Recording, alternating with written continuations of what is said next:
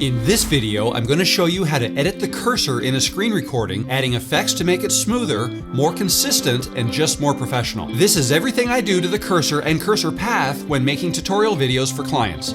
Let's get into it. If you want to learn more about Camtasia, I live stream every Tuesday at 1 p.m. Eastern here on YouTube. I show you how I make my videos and I answer any questions you have live. You don't have to be a channel member or be subscribed to my channel to join. My live streams are open to anyone. But if you do subscribe, you'll be notified when I post new videos or when I'm about to go live. So I hope to see you Tuesday, and now back to this video. So here I am in Camtasia, and I've got a tutorial video that I've pretty much completed. I've already recorded the voiceover, which is here on this track. I've got some background music. I have a very simple intro. I've got all my screens recorded. That's along this track here, track number 3. I've got a little effect here where I scale an image onto the screen and back, and I've got a little outro as well. So pretty much everything is done. The screen recordings, I've synced them all up to the voice audio, and the way I did that was I simply created splits in them, and then I added some clip speed, made some adjustments so that everything is synced up, and I can go through exactly how I do that in another video. If you're interested, let me know in the comments below. But for the purposes of this video, I'm now going to show you how to edit the cursor and make the cursor and cursor path more professional looking. So basically, this tutorial video walks you through a certain process on this website, and the cursor is moving around the screen, types some things, clicks here and there. There's a lot going on with the cursor. There's just a few things that you can do to make this look super professional. We're actually going to start with a couple of new things that were added in Camtasia 2024. The first being left click scaling. So let's zoom in on this first clip here, right here, and we can see that there is some cursor movement, okay, during this clip. And where you're going to find left click scaling is go up here to cursor effects, and then we're going to click on the left click menu item up here. So this is left click, this is right click. I know there are no right clicks throughout this tutorial, so we're not going to worry about that. But these effects can be applied to both if you want. So under left click, I want to look at this scaling effect here. Now what that is, it may be a little bit misleading. It doesn't scale the entire cursor up in size. We do that somewhere else, and I'll show you that. But what this does is apply a scaling effect when the mouse is clicked. Okay, so let's click this and drag it down, okay, to this clip here, and now it's been added. So if we look at, if we kind of go through this and see where, so right there's a click.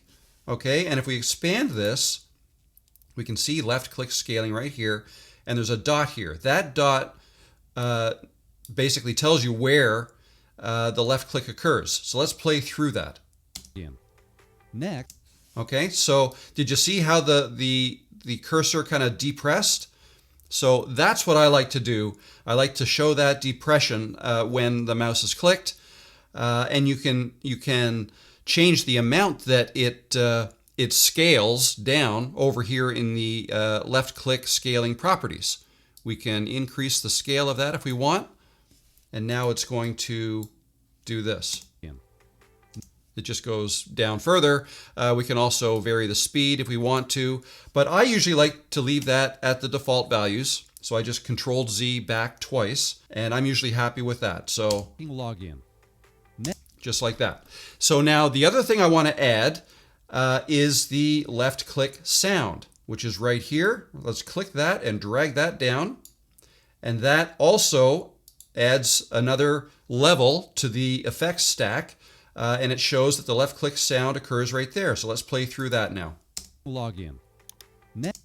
Okay, so just like that. So those two things I've added to just this one clip. But now I have to get those effects across all of the clips, right? So what I could do right now is I could click on each of these, left click sound, hold shift, click on left click scaling, Control C to copy, or Command C on a Mac, and then we can highlight all of these other ones and go Control V, and they'll all get pasted. Okay, they'll be pasted to all of the other clips. So that left click sound and left click scaling has been applied to all of the effects. Now, something else I could have done instead of just dropping them onto one clip is I could have actually highlighted them all like this, okay? And then clicked them and dragged them down onto it, and it would have been applied to all of them. So either way you want to do it is fine. The next thing I do is I add true scaling to the cursor. So I typically like the cursor much bigger than the default. So let's just zoom in here on this clip. And with the clip highlighted, let's come over here to the right panel. And if this item is selected, just simply click here to the cursor, okay? And then to scale it up, simply look at this scale right here. Currently it's at 225%. I believe that's what it normally is standard, but I like to go up quite a bit higher, say probably 500. So let me just double click in here and type in 500 and tab, and that made it much larger. So now the cursor is a whole lot larger, but again, it's only that one clip. So if we go beyond the clip, it's not large over there, so we'll have to deal with that. But furthermore, if I go back before, see we have an animation here. If I scroll to the beginning of the animation, my cursor is small again. And the reason that is because cursor sizes are something that can be animated. So you can apply a different value at the beginning of an animation and then a different value at the end of the animation. So you can animate the cursor from small to large, large to small, or whatever you like. But because of that, there are two things here. Number one, I could have applied this cursor effect, the scaling effect, before I added my animations to my tutorial video. Okay, that might have been smarter, but then I wouldn't have anything to show you here. So the other thing I can do is I'll have to go in and make some modifications to this clip. So what I'll do is I'll zoom in here on this first clip, and I'll click on the end of the arrow and just confirm the scale of the cursor is 500% there. Now let's click the beginning of the arrow and come up here to scale, and I'll double click that and I'll type 500 in there. So now the scale is 500%. Okay, now since I do have a zoom in animation here, the cursor itself will zoom in as well. Okay, so that's 500% with respect to the size of the screen. So if you're zooming the screen, you're also zooming the cursor, even though the cursor scaling percentage remains the same. Okay, so we fixed that for this clip. First, click on Digital Banking Login. Next, and we have the scaling there and the click sound. Select Forgot Password.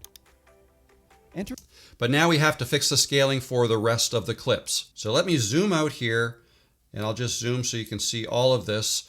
Now, what I can do to help speed up the process, I can select all of these like this, all of the clips that have a cursor, and then come up here to scale and change this to 500%, the same as what the other clip was. So I'll just double click in here, type in 500, tab.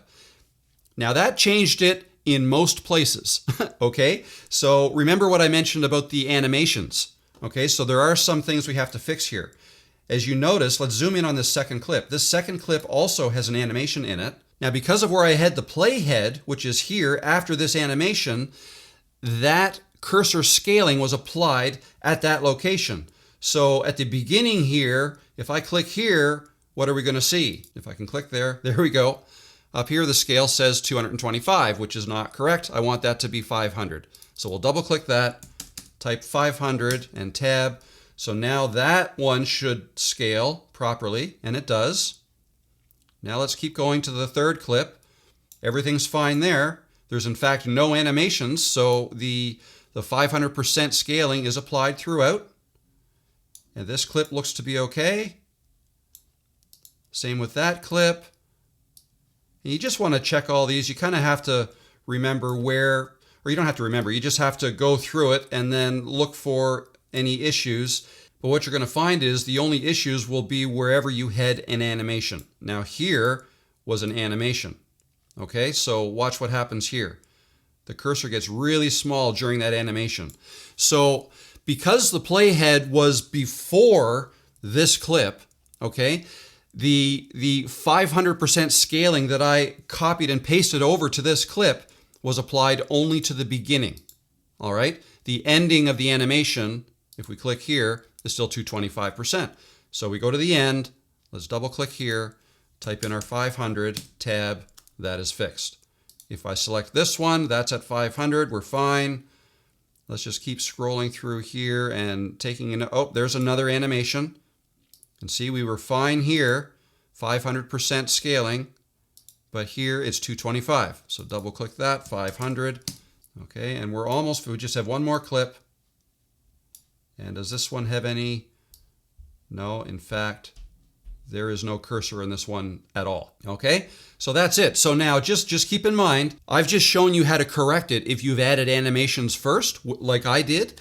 But if you want to save yourself from having to go through all of that, then you want to add that cursor scaling effect before you add any animations. Now let's clean up our cursor paths. So let's go back to the first clip here and let's zoom in. We're just going to work on this one for now.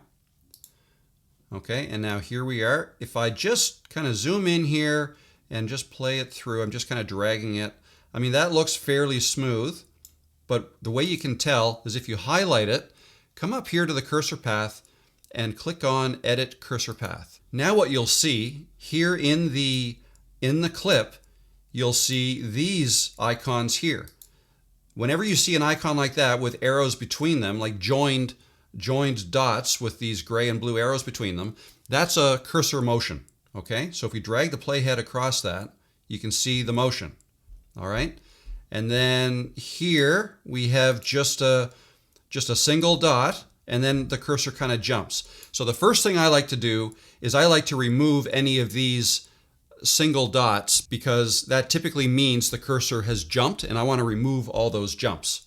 All right, so I'm just going to click on this and then press my delete key to get rid of it. Okay, so now I have that motion there and then this motion here. Okay, so now the next thing I want to do is I want to make sure everything is as smooth as can be. So if I highlight this first one, that's the motion from here to there. Okay, and I can change the path a little bit like this by dragging these handles, but I kind of like what that looks like now. Okay, maybe something like that.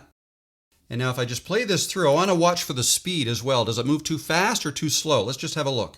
Digital banking login. Okay, I didn't actually like the way that kind of changed the motion. Let's just keep the motion very consistent like that. But the speed I thought was pretty good. On digital banking login. Okay, what I want to make sure of though is with this highlighted, come over here to the properties and under easing, you want to select ease both. Okay, that means that the easing is going to be applied to both the starting and ending positions. All right, so it's more of a smooth motion. Digital banking login. And I'm happy with that speed, so nothing has to be changed there. Let's keep playing and see the next motion. Next, select Forgot Password. Okay, so for that one, I thought the motion was a little too fast, so I'm going to make it occur slower, simply drag one or both of these dots further from each other. Okay, make the path longer over that period of time and it'll occur slower. Select Forgot Password. Okay, but now I believe easing on both has not been selected just because of the path motion that I saw. So let's go over here, click on ease both for easing, and then let's just take a look at that. Select Forgot Password. Much better. So let's play them both. Digital banking login. Next, select Forgot Password. Perfect. I think that's great. So now let's move on to the next clip. We'll come over here and we see we have a zoom out and then a click. Here, let's just highlight this clip. Zoom out, click, and then it moves there, right there. Okay, so what I want to do here is let's just zoom in so we can see this a little bit better. Move this over here. And now I see that the cursor actually changes its look. So there's a text cursor, there's an arrow cursor, and that's all fine. But for me personally, I think a more professional look is to keep the cursor looking the exact same all the way through for the most part. So I'm going to change that. So the way to do that is if you come up here to the properties, again, make sure you're on cursor, click on this down arrow right here, and you want to select all and click on the arrow that you want to be the image for all of your cursors. And for me, it's usually this one right here. Okay, that changed all of them to that cursor. Okay, so I can click on this, and now I can click on Edit Cursor Path. And if ever you see this pop-up box, Edit Cursor Path, and it gives you two options, what I typically do is I will simplify the existing path. Now you have the option to delete all of that and just start from scratch, create a new path, but I don't usually do that. I will just keep that highlighted there, simplify the existing path, and click on Continue. Okay, now we get all of the dots and lines here for our cursor that we had before. So let's just have a quick look at these. Here's one that's kind of on its own that we don't need. I'll highlight it and delete it. Okay, so that happened kind of fast. Enter your username. Very fast. So let me just make this a little slower. Enter your username. Okay, and I see it looks like it's going to jump over here to this next one, and we can see here that in fact it will. There's a dot here that's not really connected. So I'm going to highlight that and delete it, and it deletes from up there as well. Let's just play this through now. Enter your username and the last 4 digits of your social security number. Okay, that happened way too fast. So now I want to take a look at, so now I'm looking at this typing. I don't want to start the cursor moving away from where it is until that typing is finished. Okay, just so the video makes sense. So I'll drag the playhead. Looks like the typing is finished right there. So at any time after that point, I can have the cursor start to move. So let's bring it back there. That'll slow it down. Social security number. That's pretty good. And at the same time, you'd want the cursor to click there before the typing begins on the next box. Okay, so right there is the first letter typed. So we have all kinds of time. So let's make that even shorter. Let's highlight these and make sure that easing is set to both. And let's go back to this one and also make sure easing is set to both. And then let's take a quick look at the paths to make sure they're okay. That looks fine, fairly straight. This one has a bit of a curve. Let's just play that and see what it looks like. Enter your username and the last 4 digits of your social security number, then click Reset. Oh, and it changed. Oh, that's the next clip. So that looked fine. That looks great. If we move on to the next clip, and we'll click on this, and we can see how the cursor changes shape again, changes icons. So again, to remove that, let's just click on this down arrow. With all selected, we'll click on the arrow that we want, or the cursor that we want, and that should take care of that. Okay, we can edit the cursor path, simplify existing path, continue. Okay, we have a couple of outliers here that I can delete. That one and this one. Oh, there was an extra one there. We'll delete that. And let's just play this one. Click Reset Password. Okay, the click actually doesn't happen. The left click, yeah, we can see here, the left click sound and scaling way over here. So we don't actually need to move. Instead of having it hover for that long, let's just move this movement down here further. Click Reset Password.